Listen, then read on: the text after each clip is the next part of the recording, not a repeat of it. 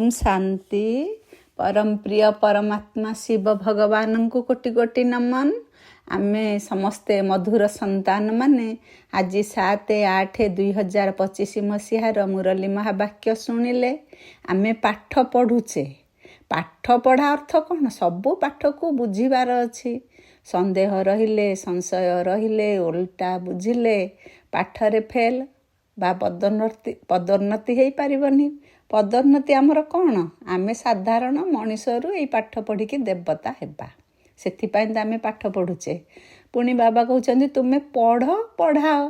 तेणु प्रथमे आमे सबुथिरे सबू बाबांगर गूढ़ रहस्य को पाठर भित्तिरी कथा को भल रूपे आमे बुझीबा। सेथिपाई पुणी चिंतन मंथन आमर निहाती दरकार। तेणु पुणी आउ थरे आमे ये कथा को भलरे मन दे शुणिबा। आमे वर्तमान दुखी अशांत कांगाल हो जाइछे।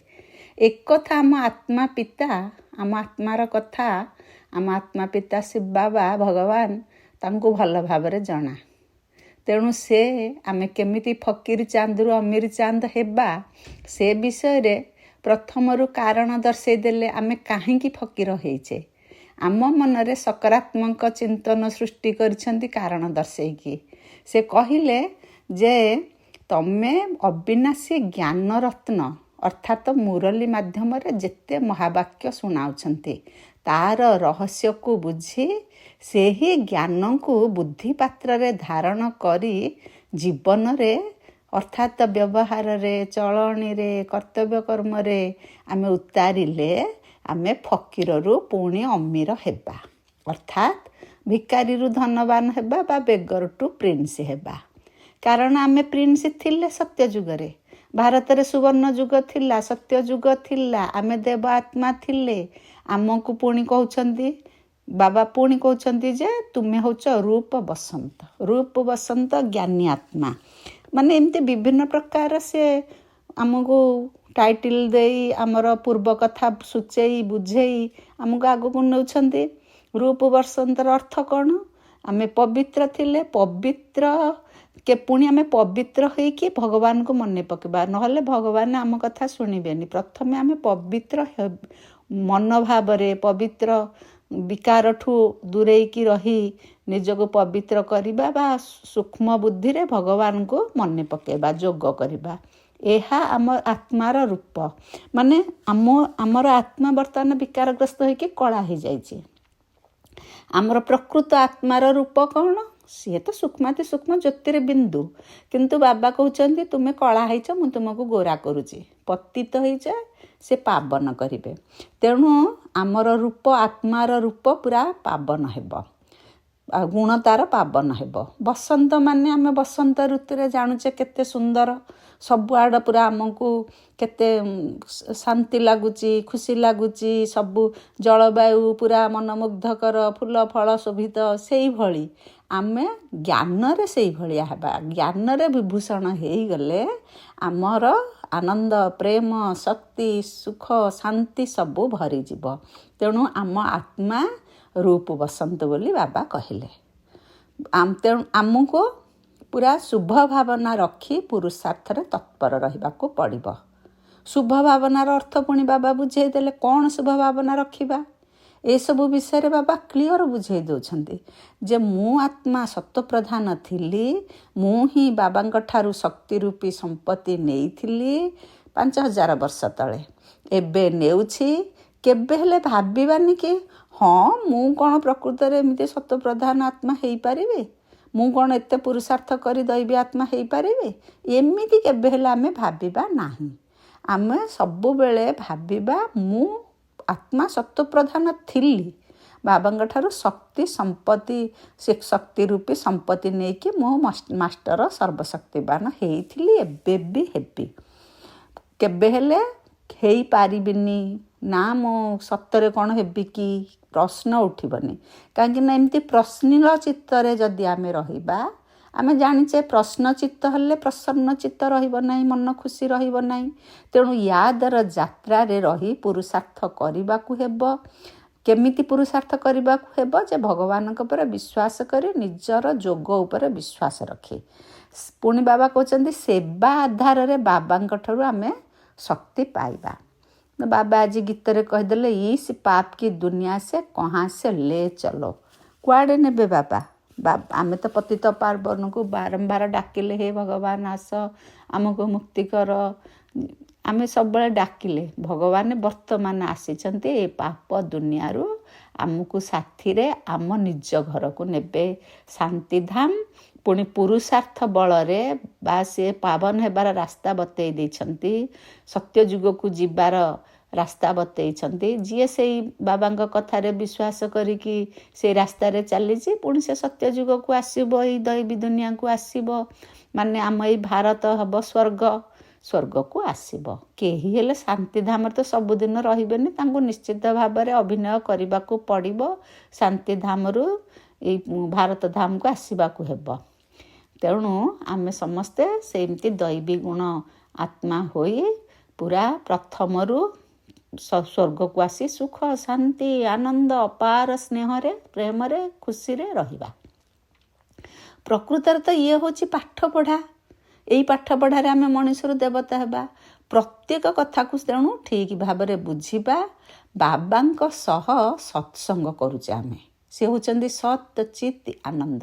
କିନ୍ତୁ ଭକ୍ତି ମାର୍ଗରେ ଯେତେ କରୁଛନ୍ତି ସତ୍ସଙ୍ଗ ସିଏ ପ୍ରକୃତରେ କେବେ କେହି ହେଲେ ପତିତ ପାବନ ବୋଲି ସିଏ ସେଇ କୌଣସି ସାଧୁସନ୍ଥ ପତିତ ପାବନ ନୁହନ୍ତି କି ସେମାନଙ୍କୁ ସେ ପବିତ୍ର କରିପାରିବେନି କି ସେମାନଙ୍କୁ ସେ ସତ୍ୟ ଯୁଗକୁ ଯିବାର ରାସ୍ତା ବତେଇ ପାରିବେନି, ସେ ନିଜେ ହିଁ ଜାଣିନାହାନ୍ତି। ତେଣୁ କଥାରେ ଅଛି ନା, ଯେ ପକ୍ଷୀ ଯାଏ ଯେତେ ଦୂର ସେ ଜାଣେ ତାହାର ବ୍ୟବହାର। ସାଧୁସନ୍ଥ ତାଙ୍କର ମନ ମତ ଶାସ୍ତ୍ର ମତରେ ଚାଲିଛନ୍ତି, ଆଉ ସେ ତାଙ୍କର ତ ଶ୍ରୀମତ ତାଙ୍କୁ ଜଣା ନାହିଁ ବା ବାବାଙ୍କର ଜ୍ଞାନ ତାଙ୍କୁ ଜଣା ନାହିଁ।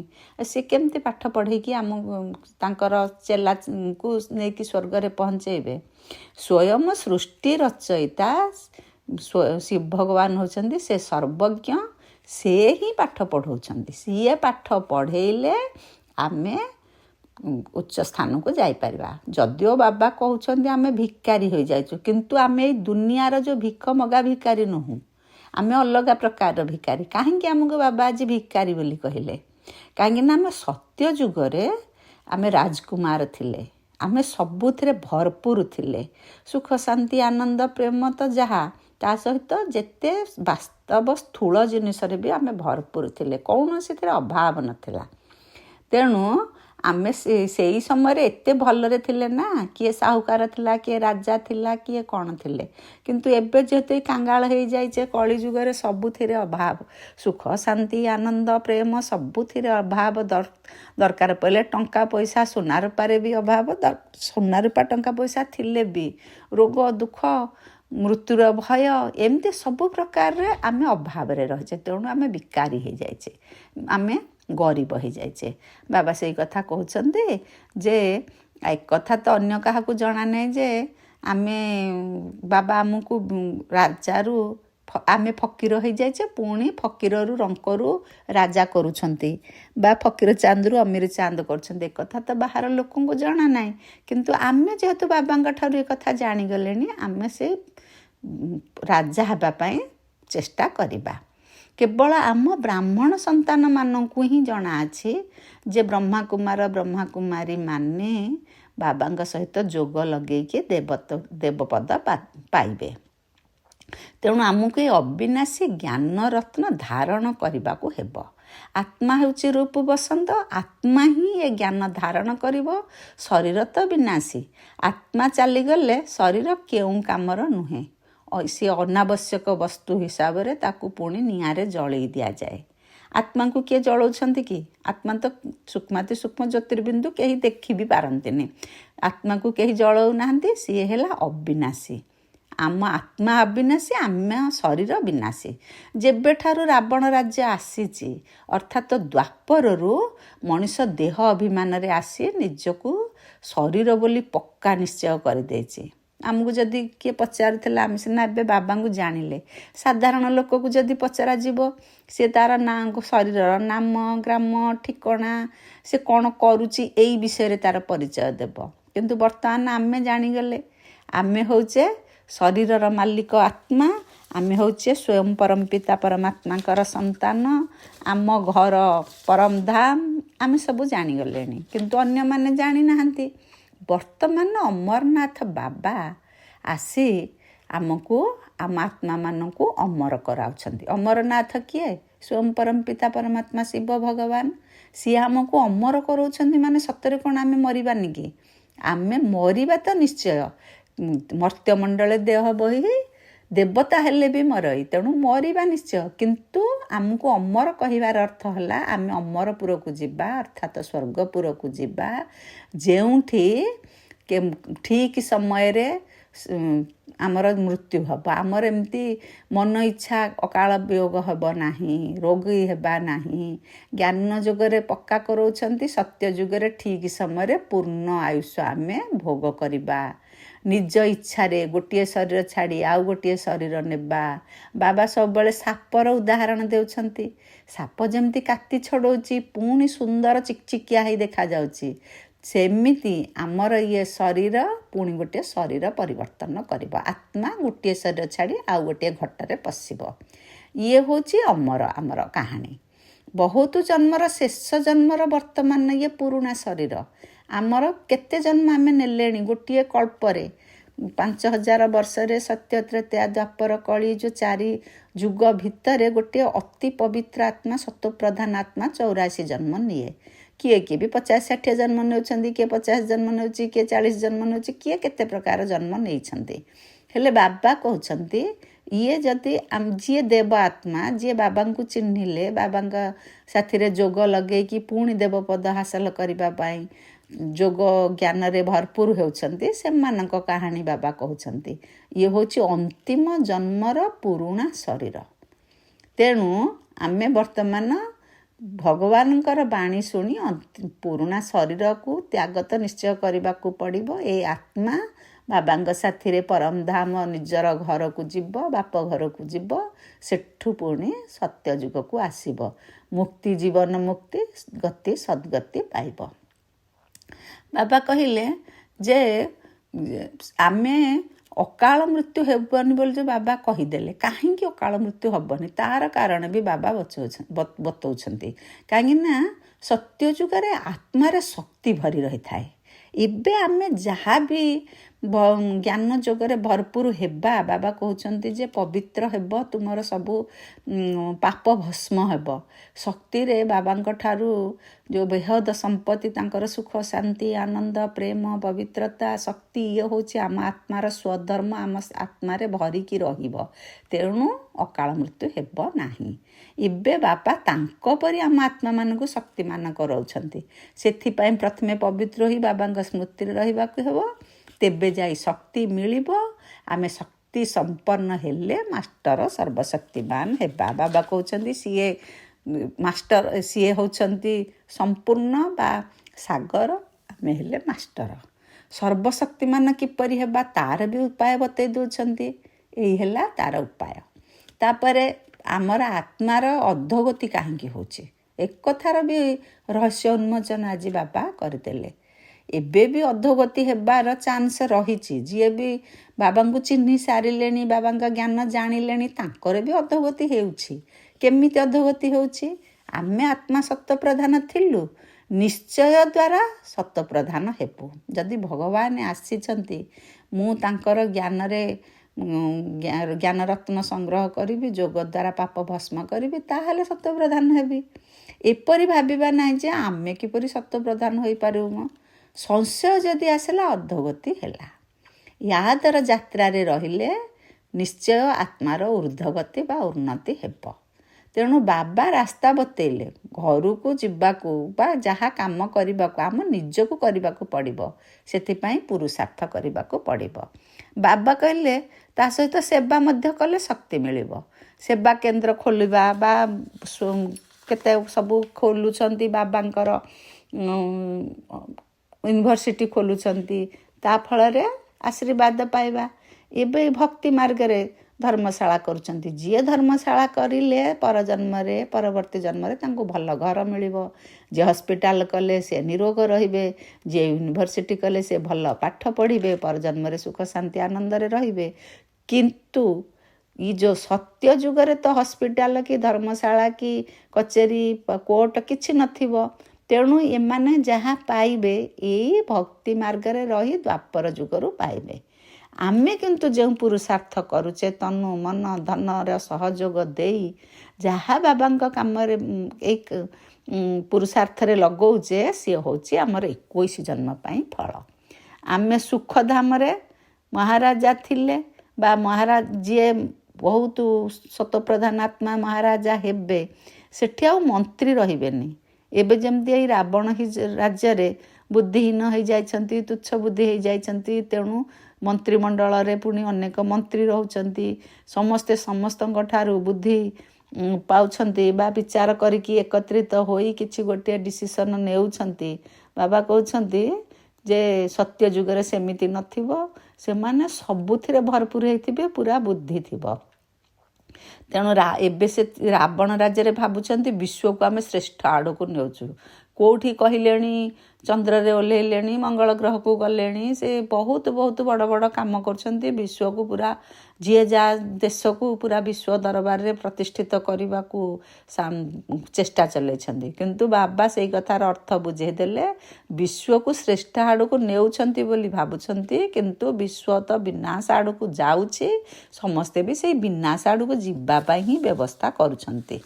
बाबा से कथा कहले जे आमे संतान माने जानिछे आमको घर को जीवाकू हेब आमे किंतु भारतर सेवा करुचे। कौन भारतर आमे सेवा करुचे अन्य माने जो माने भगवान को जानी नाहंती सी भावुछंती विश्व को श्रेष्ठ आड़ को नेउछंती कही से साइंस रे आगे छंती किंतु आमे भारतर सेवा करुचे तार अर्थ आमे दैवी राज्य स्थापन करुचे। जो दैवी राज्य स्थापन हेब पुणी आमे ताकू राजत्व करूँ दैवी राज्य कौन स्वर्ग स्थापन हेब माने सबुआड़े सुख शांति आनंद प्रेमर राजूति हेब। तेणु ये जो अशांति दुख दुनिया निश्चित भाव में विनाश हेब। सन सोज द फादर आमे हेले बाबांकर सन पुत्र आमे संतान माने बाबांकर ये कार्यक्रम को प्रत्यक्षता करिबा आमे तांको काम रे सहयोग देबा आमे भी अन्य मानकू बुझेइबा जदि आमे भगवानकर आसीचंती बोली परिचय कुआडे न कहिबा भगवानकर कार्य प्रणाली कौन जानी जणैबानी आमे पवित्र रहिले कौन तार फायदा जदि न जणेबा केही लोक बुझी पारिबेनी। वर्तमान समस्ते रावण राज्य रे सुख निद्रा रे बा कुंभकर्ण निद्रा रे जाइछंती तेणु सेमानंकू उठेइबा दायित्व आमर। ब्रह्मा कौन सी देवता नुहंती तांको आमे कथाटा बुझेइबा अन्य लोक को जो माने जानी नाहंती आमर कुहा जाउछ ना ब्रह्मांक द्वारा सृष्टि स्थापना कार्य चले किंतु प्रकृत रे बाबा आसिला परे आमे जानी गले ब्रह्मा कौन सी देवता नुहंती सी जणे आमरी परी मनीष सी जणे तांकर भी पतित शरीर सी जणे अनुभवी आत्मा वृद्ध शरीर से तांकरी शरीर रे प्रवेश करी बा शिव बाबा आमको ज्ञान देउछंती ब्रह्मांक शरीर रे आसी पाठ पढ़ौछंती सेथिपाई कल्पवृक्षर चित्र देखेकी बुझेइबा पतित केमिति पतित आत्मा माने पुणी शिव बाबांकठू ज्ञान पाई ब्राह्मण हेले जाई कल्पवृक्ष तले बसी पावन हेबा पाई तपस्या करूछंती पर सेई माने देवता हेबे। ब्राह्मण माने तपस्या करछंती केते स्पष्ट कथा किंतु एक कथा को केही बुझु नाहंती एथिपाई जो तपस्या करछंती सेथिपाई भल जोगयुक्त स्थिति भी रहबा दरकार। मूल कथा हेउची याद जहा को भारतर प्राचीन जोग बोली कहा जाउछि। कर्म विषय रे काहा को जणा नाही ज्ञान विषय रे काहा को जणा नाही कौन ज्ञान जे जो सृष्टिर आदि मध्य अंतर ज्ञान 84 चक्रर आत्मार 84 चक्रर ज्ञान आउ भारतर इतिहास भूगोल इत्यादि जेते सब कथा ए विषय कहारी की जणा नाही किंतु प्राचीन जोग कहिले कौन बुझुछंती याद बाबा ये कथा कहले तेणु ऋषि मुनि माने भी जेहेतु एक कथा जानी नाहंती से कहले सृष्टिर रचयिता और रचनार आदि मध्य आमे जानी नाहु आमे भी आगुरु जानी नथिलु बाबा आमको एक कथा कहिकी स्पष्ट करेइले ये 5 विकार आमको पूरा मूल्यहीन कर देछि ଆମେ ସତ୍ୱପ୍ରଧାନ ଆତ୍ମା ଥିଲେ ବୋଲି ଦେବତା ଥିଲେ। ଏବେ ଏଇ 5 ବିକାର ଆମକୁ ମୂଲ୍ୟହୀନ କରି ଦୁଃଖୀ, କାଙ୍ଗାଳ, ଅଶାନ୍ତି, ରୋଗୀ କରିଦେଇଛି। ଗାନ୍ଧିଜୀ ତ ରାମ ରାଜ୍ୟ ସ୍ଥାପନ କରିବା କଥା ସବୁବେଳେ କହୁଥିଲେ, କିନ୍ତୁ ସିଏ କ'ଣ କହୁଥିଲେ ଯେ ଶ୍ରୀମତରେ ଚାଲିଲେ ରାମ ରାଜ୍ୟ ସ୍ଥାପନ ହେବ, ପବିତ୍ର ରହିଲେ ରାମ ରାଜ୍ୟ ସ୍ଥାପନ ହେବ। ସେ ଅବଶ୍ୟ ଅହିଂସା କଥା କହିଛନ୍ତି, କିନ୍ତୁ ସିଏ ସବୁବେଳେ କହୁଥିଲେ ପତିତ ପାବନ ସୀତାରାମ ରଘୁପତି ରାଘବ ରାଜାରାମ। ତେଣୁ ସେ ରାମ କହିଲେ ସେ ରଘୁପତି ରାଘବ ରାଜାରାମକୁ ବୁଝୁଥିଲେ, ତ୍ରେତୟା ଯୁଗର ରାମଙ୍କୁ ବୁଝୁଥିଲେ। କିନ୍ତୁ ବାବା କହୁଛନ୍ତି ତା ଦ୍ୱାରା ରାମ ରାଜ୍ୟ ସ୍ଥାପନ ହେଇପାରିବ ନାହିଁ। ନିଜେ ଆମକୁ ବାବାଙ୍କୁ ୟାଦ କରି ବାବାଙ୍କର ଜ୍ଞାନ ଗୁଣରେ ଭରପୁର ହୋଇ ସାରା ସୃଷ୍ଟିକୁ ଚେଞ୍ଜ କରିବାକୁ ପଡ଼ିବ। ଆମ ଆତ୍ମାର ପରିବର୍ତ୍ତନ ହେଲେ, ଆତ୍ମା ବିକାରଗ୍ରସ୍ତ ହେଇଛି, ଆତ୍ମା ପବିତ୍ର ହେଲେ ଯାଇ ସତ୍ୟ ଯୁଗକୁ ଯିବ। ବାବା ଆମକୁ ଆଉ ଭୁଲ କରିବାକୁ ବା ବିକାରୀ କର୍ମ କରିବାକୁ ପୁରା ମନା କଲେ ଯେ ତୁମେ ଯଦି ସେମିତି କିଛି ଆଉ ଭୁଲ କରିବ, ଯେତେ କରୁଥିବ ମାନେ ଇଆଡ଼େ କରି କରି ଚାଲୁଥିବ, ସିଆଡ଼େ ସରି ସରି ଯାଉଥିବ, ଲାଭ କିଛି ନାହିଁ। ଗୋଦରା ମାଡ଼େ ଯେତେ କୋଡ଼େ ସେତେ, ସେଇଭଳିଆ ପରିସ୍ଥିତି। ଆଉ ସଞ୍ଚୟ କ'ଣ ହେବ? ବର୍ତ୍ତମାନ ମାୟା ତ ବହୁତ ଶକ୍ତିଶାଳୀ। ଆମେ ଏବେ ଯୁଦ୍ଧ ଭୂମିରେ ଅଛେ। ଏବେ ଆମେ ଆତ୍ମ ଅଭିମାନୀ ହୋଇ ବାବାଙ୍କ ସହିତ ମିଳନ ମନେଇବା। ଏବେ ଚାଲିଛି ଆତ୍ମା ପରମାତ୍ମାଙ୍କର ମେଳା। କଥାରେ ଅଛି ନା, ଆତ୍ମା ପରମାତ୍ମା ଅଲଗା ରହିଲେ ବହୁକାଳ। ଏବେ ବ୍ରହ୍ମା ବାବା ଦଲାଲ ହୋଇ ଆମ ଆତ୍ମାମାନଙ୍କୁ ପରମାତ୍ମାଙ୍କ ସହ ମିଳନ କରାଉଛନ୍ତି। ଏବେ ଆମେ ଜାଣିଲେ ଯେ ଆମେ ଆତ୍ମାମାନେ ପରମାତ୍ମାଙ୍କ ସହ ପରମ ଧାମରେ ରହୁ ବା ଶାନ୍ତି ଧାମରେ ରହୁ। ପୁଣି ଶାନ୍ତି ଧାମରୁ ନାଟକ ବା ଅଭିନୟ କରିବା ପାଇଁ ସୃଷ୍ଟି ରଙ୍ଗମଞ୍ଚକୁ ଆସୁ। ଆମେ ସମସ୍ତେ କହୁଥିଲେ ଯେ ସୃଷ୍ଟି ଅଭିନୟ କରିବାକୁ ଆସୁଛେ, ଆମେ ସମସ୍ତେ କଳାକାର, ଆମେ କହୁଥିଲେ। କିନ୍ତୁ ଆମେ କଳାକାର ସତ, କିନ୍ତୁ ଆମର ରେଷ୍ଟିଂ ପ୍ଲେସ୍ ବା ଆମ ନିଜ ଘର କ'ଣ ଆମେ ଜାଣିନଥିଲେ। ଆମର ପିତା କ'ଣ ଆମେ ଜାଣିନଥିଲେ। ଆମେ ପୁଣି ନାଟକକୁ ଆସୁଛେ କେମିତି ଆମେ ଜାଣିନଥିଲେ। ଏ ସବୁ କଥା ବାବା ଶିଖେଇଲେ। ମାୟା ତ ପୁଣି ଆମକୁ ଦେବତା ହେବାକୁ ଦେଉନାହିଁ କି କୌଣସି କାମ କରିବାକୁ ଦେଉନାହିଁ। ତେଣୁ ମାୟାକୁ ଆମେ ଚିହ୍ନିବା ଦରକାର ବା ବିକାରକୁ ଚିହ୍ନି ତାଠାରୁ ଦୂରେଇ ରହିବା।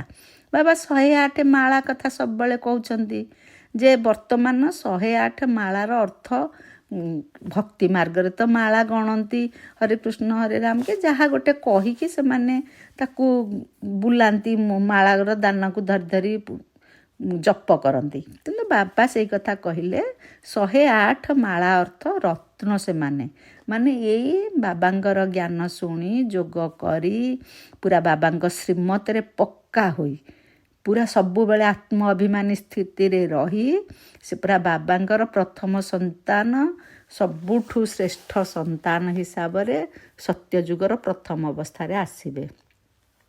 ଏ କେବଳ ତ 108 ମାଳା ନୁହେଁ, ଏ ମାଳାର ଦାନା ବଢ଼ି ବଢ଼ି ଯିବ। 16,108, 9 ଲକ୍ଷ ଆତ୍ମା ଦରକାର। ସେଇଭଳି ସମସ୍ତେ ଆମେ ହେବା ପାଇଁ ବାବା କହୁଛନ୍ତି। ବାବା କହୁଛନ୍ତି ଯେ ସାଧୁ ସନ୍ଥମାନେ କହୁଛନ୍ତି ଶିବ କାଶୀ ବିଶ୍ୱନାଥ ଗଙ୍ଗା। ବାବା ତାର ଅର୍ଥ ବୁଝେଇ ଦେଲେ ଯେ କାଶୀରେ ଯେଉଁ ଶିବ ମନ୍ଦିର ଅଛି ତାଙ୍କୁ ବିଶ୍ୱନାଥ କହନ୍ତି। ବାବା କହିଲେ ମୁଁ ବିଶ୍ୱନାଥ ନୁହେଁ, ମାନେ ଶିବ ବାବା ଯିଏ ଆସିଛନ୍ତି ବର୍ତ୍ତମାନ ପରମ ପିତା ପରମାତ୍ମା ଶିବ ଭଗବାନ, ସିଏ କହିଲେ ମୁଁ ବିଶ୍ୱର ନାଥ ନୁହେଁ। ବର୍ତ୍ତମାନ ସତ୍ୟଯୁଗ ସ୍ଥାପନା କାର୍ଯ୍ୟ ଚାଲିଛି। ଯେତେବେଳେ ସତ୍ୟଯୁଗ ହେଇଯିବ ବା ବିନାଶ ହେବ, ପୁଣି ସିଏ ପରମଧାମକୁ ଯିବେ ହେରି, ସ୍ୱୟଂ ପରମ ପିତା ପରମାତ୍ମା। ସେ ଆଉ ସତ୍ୟଯୁଗକୁ ସନ୍ତାନମାନଙ୍କୁ ଦେଇ ଦେଇ ସେ ଯିବେ। ତାମାନେ ବିଶ୍ୱର ନାଥ କିଏ ହେଲେ? ବାବା ବୁଝେଇଲେ ବିଶ୍ୱର ନାଥ ପରମ ପିତା ପରମାତ୍ମା ନୁହନ୍ତି। ବିଶ୍ୱର ନାଥ ଆମର ଏଇ ସନ୍ତାନମାନେ। ସେଥିରୁ ଶ୍ରୀକୃଷ୍ଣଙ୍କୁ କୁହାଗଲେ ସେ ମହାରାଜା ମହାରାଣୀ ଲକ୍ଷ୍ମୀ ନାରାୟଣ ହେଲେ ସୃଷ୍ଟିର ମାଲିକ ବୋଲି ବାବା କହିଦେଲେ। ବ୍ରହ୍ମତତ୍ତ୍ୱର ବି ଆମେ ନାଥ ବୋଲି ବାବା କହୁଛନ୍ତି। ସିଏ ତ ସବୁବେଳେ ବ୍ରହ୍ମଲୋକରେ ରହୁଛନ୍ତି, ବ୍ରହ୍ମତତ୍ତ୍ୱରେ ରହୁଛନ୍ତି। ତାଙ୍କର ଘର ହେଲା ପରମଧାମ ବା ବ୍ରହ୍ମତତ୍ତ୍ୱ। ଆମର ବି ଘର ପରମଧାମ, କିନ୍ତୁ ବାବା କହୁଛନ୍ତି ତାଙ୍କର କେବଳ ଘର ହେଉଛି ବ୍ରହ୍ମତତ୍ତ୍ୱ। ସିଏ ବ୍ରହ୍ମତତ୍ତ୍ୱର ନାଥ।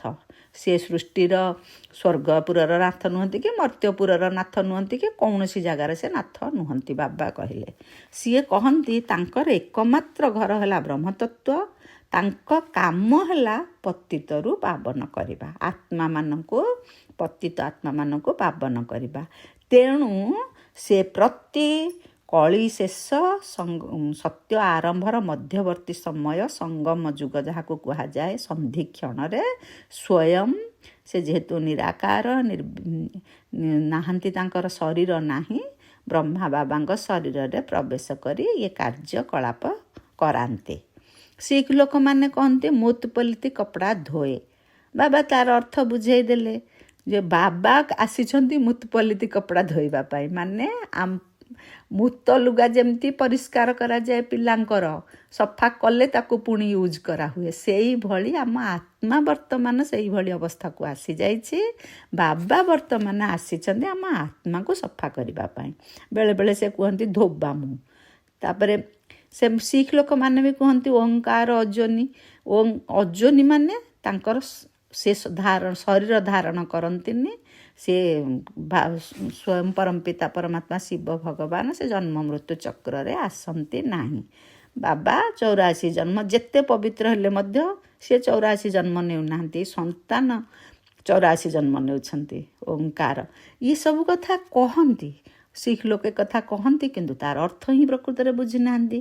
ବାବା ଆସି ବର୍ତ୍ତମାନ ସବୁ ଯେତେ ସବୁ କଥା ରହିଛି ତାର ପ୍ରକୃତ ଗୂଢ଼ ରହସ୍ୟକୁ ବାବା ବୁଝେଇ ଦେଉଛନ୍ତି। ବ୍ରହ୍ମା ତନୁରେ ପ୍ରବେଶ କରି ବାବା ଆମକୁ ବ୍ରହ୍ମା ବାବାଙ୍କ ଶରୀରରେ ସେ ପ୍ରବେଶ କରନ୍ତି। ପୁଣି ବ୍ରହ୍ମା ବାବା ନିଜେ କହୁଛନ୍ତି ଯେ ବାବା ତାଙ୍କ ଶରୀରରେ ଥାଇ ବି ସେ ଘଡ଼ି ଘଡ଼ି ବାବାଙ୍କୁ ଭୁଲି ଯାଉଛନ୍ତି। ସେ ଜାଣୁଛନ୍ତି ବାବା ତାଙ୍କ ପାଖରେ ଅଛନ୍ତି ବୋଲି। ଏ ଶରୀରର ବର୍ତ୍ତମାନ ମାଲିକ ହେଉଛନ୍ତି ସ୍ୱୟଂ ପରମପିତା ପରମାତ୍ମା ଶିବ ଭଗବାନ, ଇଏ ତାଙ୍କର ରଥ ବୋଲି ସେ କୁହନ୍ତି, ଜାଣନ୍ତି, କିନ୍ତୁ ସେ ପୁଣି ଭୁଲି ଯାଆନ୍ତି। ପିଲା ସେ ସେଣୁ ଭାବନ୍ତି ଯେ ମୁଁ ତ ଏତେ ବାବାଙ୍କୁ ସାଥିରେ ପାଖରେ ଥାଇକି ବି ଏମିତି ଭୁଲି ଯାଉଛି, ତାହେଲେ ସାଧାରଣ ପିଲାମାନଙ୍କୁ କେତେ କଷ୍ଟ ହେଉଥିବ ମନେ ପକାଇବା ପାଇଁ, ବାବା ଏଇ କଥା କହନ୍ତି। ତେଣୁ ଆମେ ଏଠାରେ ଅଳ୍ପ କଥାରେ ବିରକ୍ତ ହୋଇ ପାଠ ପଢ଼ାକୁ ପିଲାମାନେ ଛାଡ଼ି ଦେଉଛନ୍ତି। ବାବା କହୁଛନ୍ତି, ପୁଣି ଛାଡ଼ପତ୍ର ଦେଇ ଦେଉଛନ୍ତି। ବାବାଙ୍କୁ ନିଜର କରନ୍ତି, ଜ୍ଞାନ ଶୁଣାନ୍ତି, ପରନ୍ତୁ ଦିବ୍ୟ ଦୃଷ୍ଟି ଦ୍ୱାରା ସ୍ୱର୍ଗ ଦେଖୁଛନ୍ତି, ରାସ କରୁଛନ୍ତି, ପୁଣି ଅହୋ ମାୟା ମୋତେ ଛାଡ଼ପତ୍ର ଦେଇ ପଳାଉଛନ୍ତି। ମାନେ ବାବା ବିଶ୍ୱର ମାଲିକ କରାଉଛନ୍ତି, ପୁଣି ଏଇ ପିଲାମାନେ ତାଙ୍କୁ ଛାଡ଼ପତ୍ର ଦେଇ ଦେଉଛନ୍ତି। ତା ଅର୍ଥ ଭଗବାନଙ୍କର ବାଣୀ ଶୁଣାଉଛନ୍ତି, ସବୁ ପ୍ରକାର କରିବା ବାଦେ ପୁଣି ମାୟା ଆକର୍ଷଣରେ ଆସି ବାବାଙ୍କର ବାଣୀ ଆଉ ଶୁଣୁନାହାନ୍ତି କି ତାଙ୍କ କଥାକୁ ବିଶ୍ୱାସ କରୁନାହାନ୍ତି, ସନ୍ଦେହରେ ରହିଯାଉଛନ୍ତି। ତେଣୁ ବାବା କହିଲେ ହଉ ଠିକ୍ ଅଛି, ମୁଁ ତ ତୁମକୁ ରାସ୍ତା ବତଉଛି, ଏପରି ନୁହେଁ ଯେ ହାତରେ ଧରିକି ନେଇଯିବି। ଏଇ ତମର ତ ସ୍ଥୂଳ ଆଖି ଅଛି, ତୁମେ ତ ଅନ୍ଧ ନୁହଁ, ତୁମକୁ ପୁଣି ତୃତୀୟ ନେତ୍ର ଦେଲି। ବାବା ଏଇ କଥା ବୁଝଉଛନ୍ତି। ତୁମେ ସୃଷ୍ଟିର ଆଦି ମଧ୍ୟ ଅନ୍ତକୁ ଜାଣିଲ, 84 ଚକ୍ର ବୁଦ୍ଧିରେ ଘୁରିବା କଥା ଜାଣିଲ, ତୁମର ନାମ ପୁଣି ସ୍ୱଦର୍ଶନ ଚକ୍ରଧାରୀ ବୋଲି କହିଦେଲି। ସବୁ କହିବା ପରେ ଏକ ବାବାଙ୍କୁ ହିଁ ମନେ ପକେଇବ, ତା ବ୍ୟତୀତ ଅନ୍ୟ କାହାକୁ ମନେ ନ ପକେଇଲେ ତୁମର ଅବସ୍ଥା ପୁରା ତୁଚ୍ଛରୁ ସ୍ୱଚ୍ଛ ହେଇଯିବ। ପୁରା ତୁମେ ମାନେ ତମ ପ୍ରଧାନରୁ ସତ ପ୍ରଧାନ ହେଇଯିବ। ସବୁ ବୁଝେଇବା ପରେ ଯଦି ତୁମେ ନ ଶୁଣିଲ ମୁଁ ଆଉ କ'ଣ କରିବି? ବାବା କହୁଛନ୍ତି ସ୍ତ୍ରୀ ପୁରୁଷର ଯେମିତି ସ୍ନେହ ଥାଏ, ସେ ହେଉଛି ଶାରୀରିକ ସ୍ନେହ, କିନ୍ତୁ ଏଠି ବାବା ଆଉ ମାନେ ଆତ୍ମା ପରମାତ୍ମାଙ୍କର ହେଉଛି ଆତ୍ମିକ ସ୍ନେହ। ତେଣୁ ସିଏ ଯେମିତି ଶାରୀରିକ ସ୍ନେହରେ ଜଣେ ଜଣଙ୍କ ବିନା ସବୁବେଳେ ତାଙ୍କୁ ଝୁରି ହେଉଛି ବା ତାଙ୍କୁ ମନେ ପକାଉଛି, ସେମିତି ବାବା କହୁଛନ୍ତି ଉଠିବା ବସିବା ସମୟରେ ପତିମାନଙ୍କର ପତି, ପିତାମାନଙ୍କର ପିତା, ତାଙ୍କୁ ମନେ ପକାଇବାକୁ ହେବ। କିଏ ପତିମାନଙ୍କର ପତି, ପିତାମାନଙ୍କର ପିତା? ସ୍ୱୟଂ ପରମପିତା ପରମାତ୍ମା ଯେହେତୁ ସର୍ବାତ୍ମାର ପିତା, ତାମାନେ ସିଏ ପତିଙ୍କର ପତି, ପିତାଙ୍କର ପିତା, ସବୁ ସିଏ ଜଣେ। ଦୁନିଆରେ ଏପରି ବହୁତ ଘର ଅଛି ଯେଉଁଠି ସ୍ତ୍ରୀ ପୁରୁଷ ପୁରା ତଥା ପରିବାର ସମସ୍ତେ ପରସ୍ପର ମଧ୍ୟରେ ବହୁତ ସ୍ନେହରେ ରହିଛନ୍ତି। ସେ ଘର ସ୍ୱର୍ଗ ପରି ହୋଇଥାଏ। 5-6ଟା ପିଲା ଥିବେ, ସେମାନେ ବି ଖୁବ୍ ଭଲରେ ଥିବେ। ସକାଳୁ ଜଲ୍ଦି ଉଠି ପୂଜାରେ ବସନ୍ତି, ଝଗଡ଼ା କରନ୍ତିନି, ଏକରସ ସ୍ଥିତିରେ ରହନ୍ତି। କିନ୍ତୁ ଆଉ କେତେ ଘର ଅଛନ୍ତି, କିଏ ଜଣେ କେଉଁ ଗୁରୁଙ୍କର ଭକ୍ତ ହେଲାଣି, କେଉଁ ସାଧୁ ସନ୍ନ୍ୟାସୀର ଭକ୍ତ ହେଲାଣି, ପୁଣି କିଏ ଜଣେ କୌଣସି ଧର୍ମକୁ ମାନୁନି, ଟିକିଏ କଥାରେ ରାଗି ଯାଉଛନ୍ତି। ଏମିତି ବିଭିନ୍ନ ସମସ୍ୟା ରହୁଛି କାହା କାହା ପରିବାରରେ। ବାବା ତେଣୁ ଆମକୁ କହୁଛନ୍ତି ଇଏ ଅନ୍ତିମ ଜନ୍ମରେ ପୁରୁଷାର୍ଥ କରିବାକୁ ହେବ, ନିଜର ପଇସା ବି ସଫଳ କରି ନିଜର କଲ୍ୟାଣ କରିବାକୁ ହେବ। ତାହା ହେଲେ ଭାରତର ମଧ୍ୟ କଲ୍ୟାଣ ହେବ। ଆମେ ଭାବୁଛେ ମୁଁ ଯେତେ ନିଜ ପାଇଁ କଲ୍ୟାଣ କରିବି ସେତିକି ଭାରତର କଲ୍ୟାଣ ହେବ। ସେଥିପାଇଁ କୁହାଯାଏ ନା ସ୍ୱପରିବର୍ତ୍ତନରେ ବିଶ୍ୱ ପରିବର୍ତ୍ତନ। ତେଣୁ ପ୍ରଥମେ ନିଜର କଲ୍ୟାଣ କରିବାକୁ ବାବା ସବୁବେଳେ ଶିକ୍ଷା ଦିଅନ୍ତି। ଆମେ ନିଜର ରାଜଧାନୀ ଶ୍ରୀମତ ଆଧାରରେ ପୁନର୍ବାର ସ୍ଥାପନ କରିବା ବା କରୁଛେ। ବାବାଙ୍କ ସ୍ମୃତି ଦ୍ୱାରା ଏବଂ ସୃଷ୍ଟିର ଆଦି ମଧ୍ୟ ଅନ୍ତକୁ ଜାଣିବା ଦ୍ୱାରା ହିଁ ଆମେ ଚକ୍ରବର୍ତ୍ତୀ ରାଜା ହେବା। ଶେଷରେ ସବୁବେଳେ ସେଇ କଥା କହିଲେ, ଶ୍ରୀମତ ପାଳନ କଲେ ହିଁ ଉଚ୍ଚପଦ ପାଇବା। ବାବା ତ କୌଣସି ଫାଶୀ ଉପରେ ଚଢ଼ଉନାହାନ୍ତି। ସେ ସବୁବେଳେ ଖାଲି କହୁଛନ୍ତି ଯେ ପବିତ୍ର ହୁଅ, ବାବାଙ୍କୁ ମନେ ପକାଅ। ସତ୍ୟ ଯୁଗରେ କେହି ପତିତ ରହିବେ ନାହିଁ। ଦେବୀ ଦେବତାମାନେ ମଧ୍ୟ ବହୁତ କମ୍ ରହିବେ। ସତ୍ୟ ଯୁଗରେ କେହି ପତିତ ରହିବେ ନାହିଁ।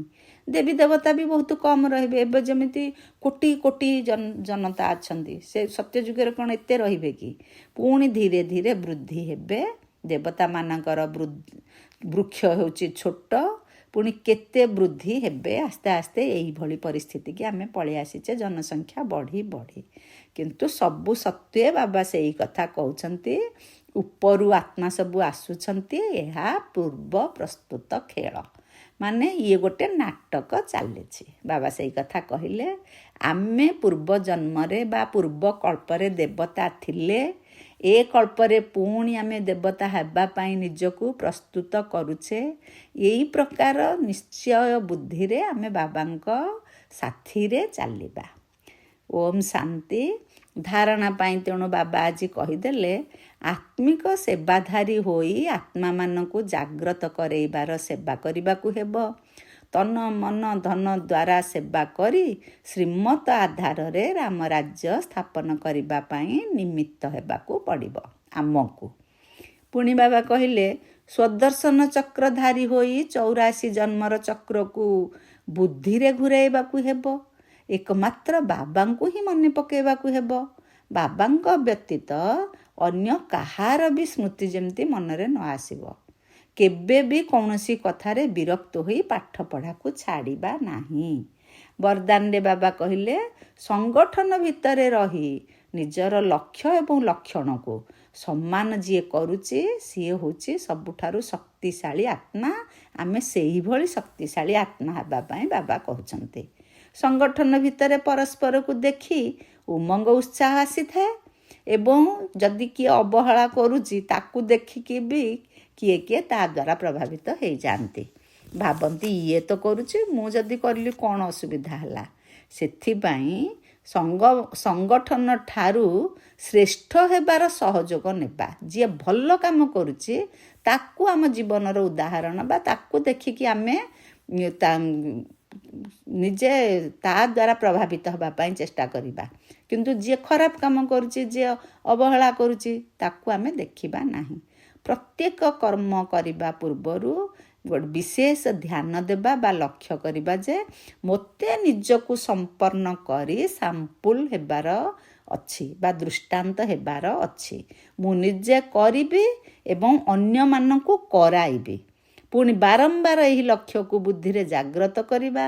ଲକ୍ଷ୍ୟ ସହିତ ଲକ୍ଷଣକୁ ଯଦି ମିଶାଇ ଚାଲିବା, ତେବେ ଆପେ ଆପେ ଆମେ ଶକ୍ତିଶାଳୀ ହୋଇଯିବା। ବାବା ଏହି କଥା ଆମକୁ କହିଲେ। ସ୍ଲୋଗାନରେ ବି ବାବା ଆଜି କହିଲେ, ଶେଷ ସମୟରେ ଆସି ଯଦି ତୀବ୍ର ବେଗ ଆଡ଼କୁ ଯିବାକୁ ଚାହୁଁଛ, ତେବେ ସାଧାରଣ ଏବଂ ବ୍ୟର୍ଥ ସଂକଳ୍ପରେ ସମୟ ନଷ୍ଟ କର ନାହିଁ।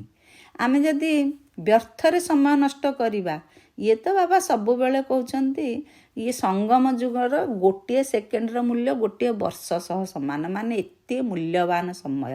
ଆଉ ବ୍ୟର୍ଥ ସଂକଳ୍ପରେ, ବ୍ୟର୍ଥ କଥାରେ ଯଦି ମନ ଦେବା, ବ୍ୟର୍ଥ ଚିନ୍ତାରେ ମନକୁ ଚିନ୍ତାମଗ୍ନ କରେଇବା, ତାମାନେ ଆମେ ସମୟକୁ ନଷ୍ଟ କରୁଛେ। ଯଦି ଆମେ ଶେଷରେ ବି ବାବାଙ୍କୁ ଚିହ୍ନିଲେ, ବାବା ତ ଆସିଲେଣି 1936 ମସିହାରୁ, ଯଦି ବା ଆମେ ଏଇ ସମୟରେ ଜାଣିଲେ, ତଥାପି ତୀବ୍ର ବେଗରେ ଯିବାକୁ ହେଉଛି, ମାନେ ବର୍ତ୍ତମାନଠୁ ଆମକୁ ବ୍ୟର୍ଥ ସଂକଳ୍ପ ଛାଡ଼ିବାକୁ ପଡ଼ିବ, ସେଥିରେ ସମୟ ନଷ୍ଟ କରିବା ନାହିଁ। ଓମ୍ ଶାନ୍ତି, ଓମ୍ ଶାନ୍ତି, ଓମ୍ ଶାନ୍ତି।